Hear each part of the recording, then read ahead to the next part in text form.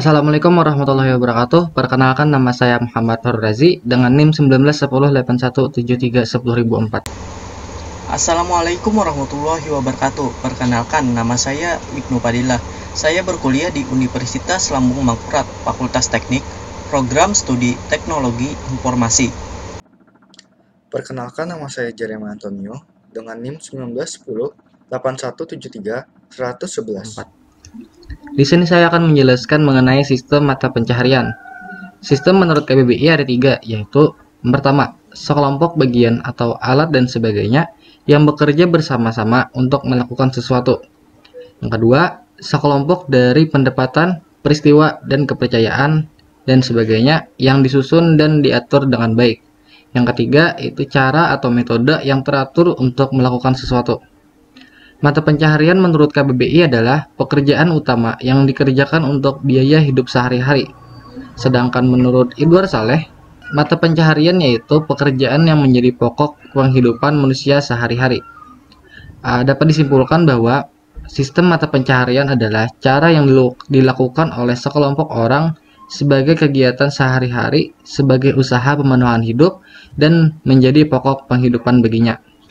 Pada masa penghidupan manusia prasejarah yang mempunyai pola pemikiran sangat rendah, di mana kegiatannya sebatas berburu dan meramu makanan, serta dengan berusaha mengumpulkan hasil bumi di sekitar tempat hidup mereka untuk memenuhi kebutuhan hidup. Di masa berikutnya, manusia telah memasuki taraf kehidupan yang lebih baik.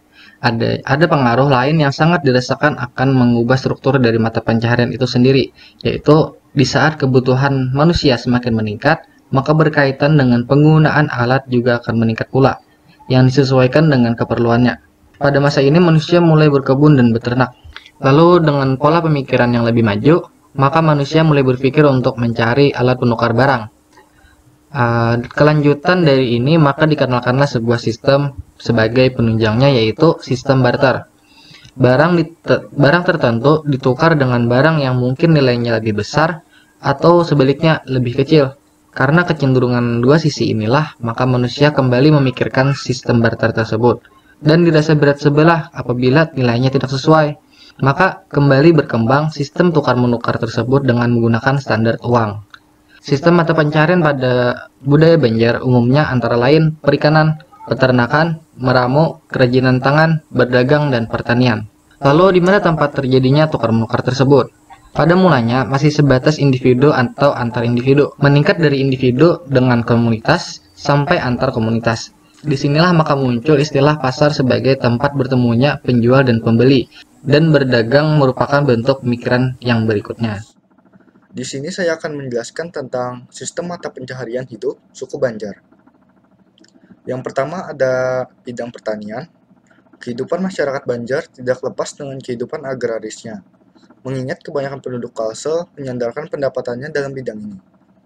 Walaupun untuk usaha sampingan, hal ini juga dilakukan apalagi bagi penduduk yang bertempat tinggal di dataran rendah, dataran tinggi, rawa, dan dekat sungai. Khusus dataran tinggi, ada beberapa penyebutan. Yang pertama ada Bahuma Gunung atau ladang tegalan. Yang kedua bak kacang di gunung atau berkebun kacang tanah di gunung. Bidang kedua adalah bidang perikanan. Masyarakat Banjar sangat bergantung pada air. Hampir semua kegiatan dilakukan dengan media air. Salah satu mata pencaharian suku Banjar yang menggunakan media air adalah menangkap ikan. Perikanan masyarakat Banjar terbagi menjadi 3, yaitu perikanan darat, perikanan di sungai besar, dan perikanan laut. Bidang yang ketiga adalah bidang peternakan. Yang pertama ada peternakan unggas yang terdiri dari ayam rumah dan itik. Yang kedua adalah peternakan kerbau atau hadangan. Yang ketiga adalah peternakan sapi. Yang keempat ada meramu.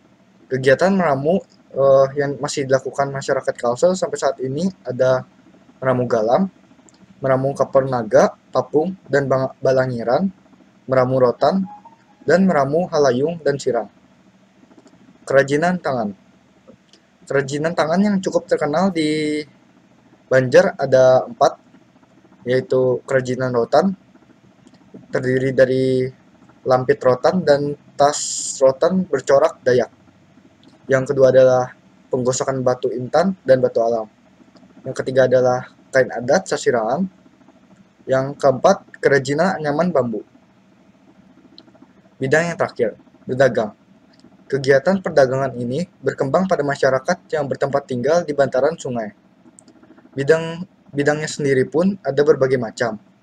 Perdagangan yang dijalankan oleh masyarakatnya sesuai dengan tingkat keperluan. Namun, ada ciri khas dalam kegiatan pedagang itu sendiri, yakni dikenalnya sistem penyambangan atau pembalantikan sebagai pedagang perantara antara produsen utama dengan konsumen tingkat lanjut, yang biasanya menunggu di tempat-tempat tertentu untuk membeli secara langsung barang-barang yang akan dijual langsung dari produsen. Oke, kali ini saya ingin menjelaskan tentang sistem religi. Jadi, sistem religi itu didefinisikan sebagai sistem yang terdiri dari konsep-konsep yang dipercaya dan menjadi keyakinan secara mutlak suatu umat beragama, dan upacara-upacara beserta pemuka-pemuka agama yang melaksanakannya. Sistem religi mengatur hubungan antara manusia dengan Tuhan dan dunia gaib, antara sesama manusia dan antara manusia dengan lingkungannya, yang dijiwai oleh suasana yang dirasakan sebagai suasana kekerabatan oleh yang menganutnya. Contoh dari unsur religi atau agama ini yaitu agama Islam, agama Kristen, agama Hindu, agama Buddha, agama Katolik, dan lain sebagainya. Banyak sekali sistem religi yang dianut oleh bangsa kita, mulai dari animisme, dinamisme, hingga munculnya agama bumi dan agama langit. Semua itu adalah kepercayaan yang dianut oleh masyarakat bangsa kita.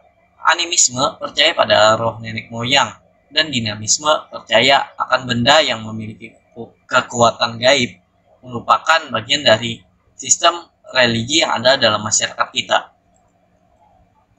Adanya kepercayaan melahirkan adanya sistem religi ini. Dalam sistem religi terdapat unsur-unsur sebagai berikut. 1. Emosi keagamaan atau getaran jiwa yang menyebabkan bahwa manusia didorong untuk berperilaku keagamaan. 2. Sistem kepercayaan atau bayangan-bayangan manusia tentang bentuk dunia, alam gaib, hidup, dan maut. 3. Sistem ritus dan upacara keagamaan yang bertujuan mencari hubungan dengan dunia gaib berdasarkan sistem kepercayaan tersebut. 4. Kelompok keagamaan atau kesatuan-kesatuan sosial yang mengkonsepsikan dan mengaktifkan religi berikut sistem keagamaannya. 5. Peralatan dalam upacara atau ritus keagamaan. Kelima unsur itu saling berkaitan. Kelima unsur itu pasti ada dalam sebuah sistem religi. Emosi keagamaan adalah modal awal manusia untuk berperilaku keagamaan. Berperilaku keagamaan tersebut dikuatkan dengan adanya sistem kepercayaan dan keyakinan.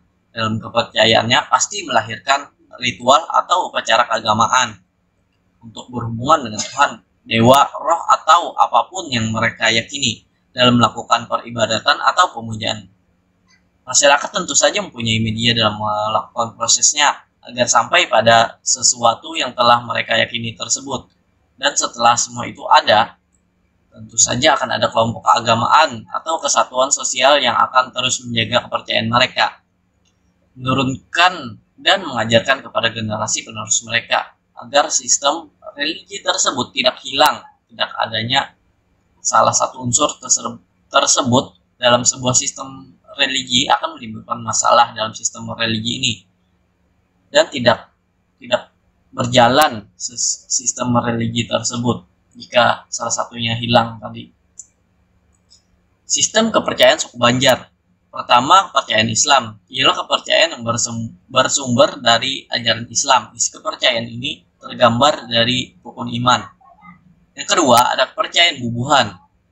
Kepercayaan yang mungkin ada kaitannya dengan struktur masyarakat Banjar pada zaman dahulu, yaitu setidak-tidaknya pada masa sultan-sultan dan zaman sebelumnya. Ketiga, ada kepercayaan lingkungan. Kepercayaan lingkungan yang berhubungan dengan tafsiran masyarakat atas alam lingkungan sekitarnya. Kepercayaan ini diperoleh dari tabib-tabib, sebutan dukun dalam masyarakat Banjar, atau orang-orang tua tertentu, terutama yang tinggal di lingkungan yang bersangkutan. tapi juga yang bertempat tinggal di luarnya. Nah, berikut adalah contoh-contoh dari kepercayaan di lingkungan masyarakat Banjar. Ada pepatah, ada bayun mulut, dan ada simbol cacak burung. Nah, bayun mulut ini sering dilakukan pada saat bulan Maulid atau bertepatan dengan saat kelahiran Nabi besar Muhammad SAW. Dilaksanakanlah bayun mulut ini. Ya, itu saja dari saya. Semoga bermanfaat. Assalamualaikum warahmatullahi wabarakatuh.